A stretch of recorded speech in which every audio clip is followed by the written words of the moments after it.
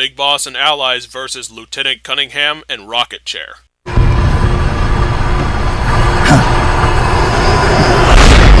Cunningham. Glad you can make it, Snake. To be honest, I'm a bit surprised. You've come much further than I'd expected. He was right about you. But that no longer matters. You've got no reason left to fight. Your mission is over, Snake. Mission? What are you talking about, Cunningham? All right then, Snake. I'll explain it to you. I don't answer to Gene. What? The CIA may control Fox, but I don't answer to them either. My employer is the U.S. Department of Defense. What do you mean? Everything you've seen so far. Surely you know the CIA and the Pentagon aren't on the best of terms. You're talking about a fight over budget? No, not that. The Bay of Pigs invasion in 1961. The covert ops in North Vietnam. The influence of the CIA in America's military affairs grows with each passing year. The Pentagon brass started to feel threatened. And then they found out about the Metal Gear project. They enlisted Gene, Fox Unit's commanding officer, and had him steal it before it could be handed over to the Russians. What do you think would happen if Gene were to launch Metal Gear into the Soviet Union? The CIA'd lose face, and the military's influence would immediately start to soar. You were trying to get Gene to use the nukes on purpose? Are you out of your mind? You'd start an all-out nuclear war.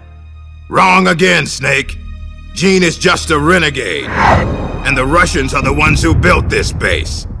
The fundamental design for Metal Gear and the nukes it carries are Russian-made. And you blame Washington? Besides, there'll be no evidence left behind anyway. See this, Snake? A Davy Crockett. Exactly. A miniature nuclear warhead. But this one is Soviet-made.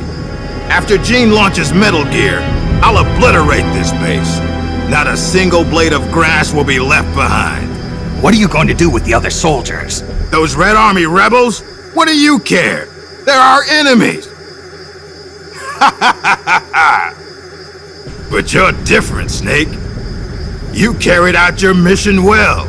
You followed the script he and the Pentagon wrote for you to the letter. Script? Do you want to know the real reason you were sent here? Because we knew you'd throw a wrench into Gene's plans. We needed someone to sneak into enemy territory alone, recruit the rebels to his side, and leave Gene with no choice but to launch Metal Gear. The only soldier who could pull it off was you, the legendary hero, Big Boss. And sure enough, that's just what you've done. Now you've done quite enough. We still need Gene to launch Metal Gear. It's part of the Pentagon's plan. And we can't have you disrupting that, too. There's a heliport on top of this base. Get on the chopper, Snake. Once Metal Gear has been launched as planned, we'll take you back to the States. After this place is nothing but cinders, you'll be a hero once again. It won't be the CIA congratulating you, but you'll get over it. What do you think you're doing, Snake? Are you still blinded by your loyalty to the CIA? What has the CIA ever done for us in Fox? They sent us on the most brutal missions, and when I came back wounded, they shuffled me to a desk job. They did the same to you, too. They cast your mentor, the mother of our special forces, out into a foreign land and left her there to die. Don't tell me you're doing it for the Russian soldiers here. Pathetic fool. Go to the heliport, Snake. I'm not letting you through. Go back.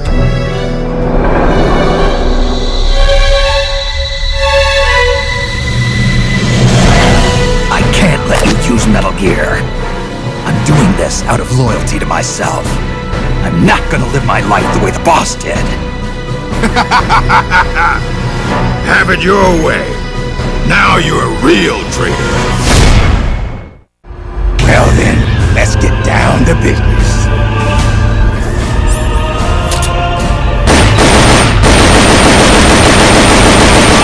Eat this.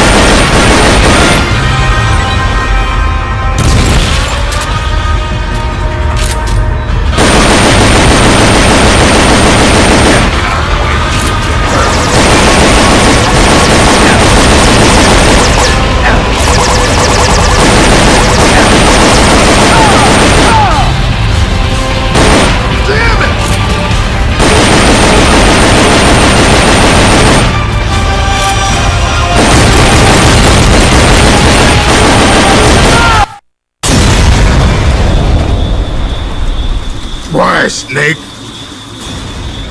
If you'd just gone home to America, you and I would have been given the highest honors a soldier can achieve. Yeah, And but now now, you died, look and what now you've I'm a done. traitor. But I fight for myself. But I'm not gonna die alone. You're gonna I'm shoot taking me you with your with Davy me. Crockett?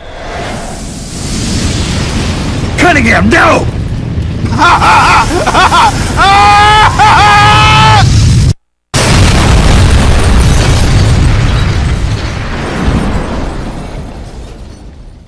We get the Davy Crockett?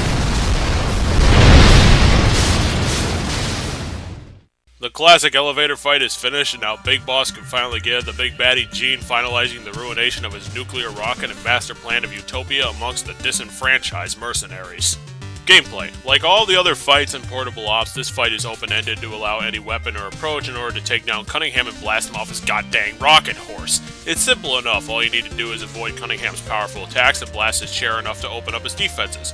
If it were for the chair, this would be a straight-up face-off between Gene's last ally. This guy has some dangerous ordnances with his missile launcher attached to his rocket chair, and that makes it hard to avoid and finish the fight since the healing items are barely worth the use in this game. Still, it is somewhat fair and definitely a lot less skewed than Null or Python, and I'll give him a 7 Triforces for his mechanics. Story. Throughout this story, we've known about Lieutenant Cunningham's existence. In the early game, he tried hard to interrogate Big Boss into handing over the legacy to Gene. This guy has been a desk jockey ever since he received a wartime injury preventing him from serving. Now he's the best interrogator on the planet, being able to pull the exactly correct techniques in order to get people talking. However, he didn't break Big Boss, and now as Gene's last remaining named soldier, he's back to make sure to stop Big Boss from destroying Gene's ultimate plan and prove that he's not some useless soldier. Unfortunately, this stand ended up being his last, and the ultimate interrogator goes crashing down to the bottom of the elevator shaft with only an 8 Triforces to show for it. Fun. You know, Portable Ops really has just been a long line of bosses with overpowered attacks. Cunningham isn't that bad in comparison to others, but he's definitely bad with his missiles and machine guns taking off health bars like crazy. His rocket chair has a high defense capability, making it an ammo sink in of itself, but there is periodic ammo drops from the sky, so the designers knew that at least. I actually look forward to killing this guy because he's been a bastard for the entire game, acting all superior to Big Boss because he thinks he's the ultimate interrogator and can figure out people in seconds, but in the end he couldn't stand up to him as a soldier and failed miserably. 5 1/3 Triforces for this score. Lieutenant Cunningham was one of Gene's useful allies, being able to mentally defeat any opponent with his masterful grasp of interrogation, pain, and other techniques. Acting as a background character because of his wartime injury, he never got involved in anything until now, and now he's packing his heavy caliber guns in a rocket chair to completely destroy Big Boss, but his rocket chair acted as his weak point, instantly disabling Cunningham when hit and letting the player wail on his head while he was down at their level. Being that Cunningham was the fairest challenge of the game does lend itself to a better score, but his final of 20 1/3 out of 30 shows that while it raises how fun he was to fight, his game's mechanics and story did suffer more than other fights did, and it's a shame for the final elevator boss fight. Well, now it's time to dig into the final boss, the man built for charisma and empiricism, Gene, and the big baddie of Portable Ops. But until then, I'll leave you with another victory for gamers.